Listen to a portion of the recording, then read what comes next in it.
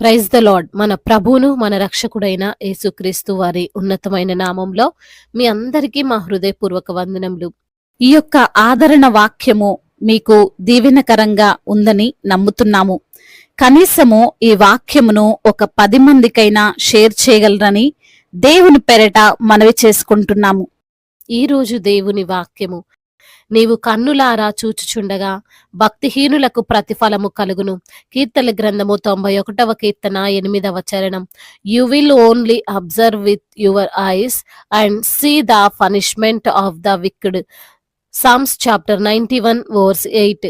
ఈ రోజు నిమిత్తము దేవాతి దేవుడు మనకు అనుగ్రహించిన వాక్య భాగమును బట్టి ధ్యానించుకుందాము. ప్రియమైన సహోదరి సహోదరులారా, ఈ రోజు దేవుడు ఈ యొక్క వాక్య భాగము ద్వారా సెలవిస్తున్నాడు. ఎవరైతే దేవుణ్ణి మరచి జీవిస్తారో, ఆయన్ను విడిచి ఇష్టానుసారమైన జీవితాన్ని జీవిస్తుంటారో వారికి తగిన ప్రతిఫలమును దేవుడిస్తాడు. అది మన కన్నులారా మనం చూడగలమని ప్రభు తెలియజేస్తున్నాడు. కీర్తనకారుడు ఈ యొక్క కీర్తన అంతటిలో ప్రభువు తనను ఆశ్రయించిన వారికి, తనను సేవించిన వారికి కలుగు మంచిని గూర్చి వివరిస్తూనే ఆయనకు భయపడని వారిని గూర్చి జరుగు ప్రతిఫలమును గూర్చి కూడా మాట్లాడాడు. దేవుని యందు భయభక్తులు కలిగి జీవించు వారికి ఏ భయము లేదు. ఎటువంటి ఇబ్బందుల్లోనైనా దేవుడు వారికి తోడుగా ఉండి వారిని నడిపిస్తాడు. అదే విధంగా ఆయనంటే భయభక్తులు లేక ఉన్నవారు తగిన సమయములో వారు చేసిన ప్రతి కీడుకు గాను ప్రతిఫలమును పొందుకుంటారు. పరిశుద్ధ వాక్యము సెలవిస్తుంది, మనుషుడు ఏ పంటను విత్తునో ఆ పంటనే కోయును అని.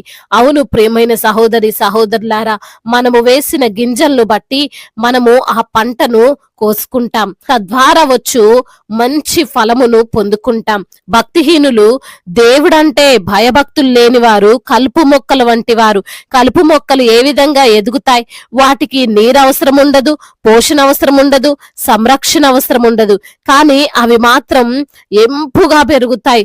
కానీ ఎంతో శ్రమపడి కావలి ఉండి సంరక్షించి తగిన నీరు పెట్టి పెంచే మన యొక్క అవసరమైనటువంటి మొక్కలు మాత్రం చాలా నిదానంగా పెరుగుతాయి. అయితే మనం ఇక్కడ తెలుసుకోవాల్సింది ఏమిటంటే, కలుపు మొక్కలు ఆరాటపడి ఎదిగినప్పటికీ అది చివరకు పెరికి వేయబడి అగ్ని చేత కాల్చబడతాయి అని. అదే విధంగా దేవుని యందు భయము లేక జీవిస్తున్న భక్తిహీనుల జీవితాలు కూడా ఉంటాయి. వారు అన్యాయంగానో అక్రమంగానో త్వరగా ఉన్నతమైన స్థానానికి ఎదుగుతారు, చూడ్డానికి మంచిగానే కనబడతారు. అలాంటి వారిని చూసి మనము వ్యసన పడొద్దు. వారికి దేవుడి యొక్క భయము లేకుండా ఉన్నారు. అయినప్పటికీ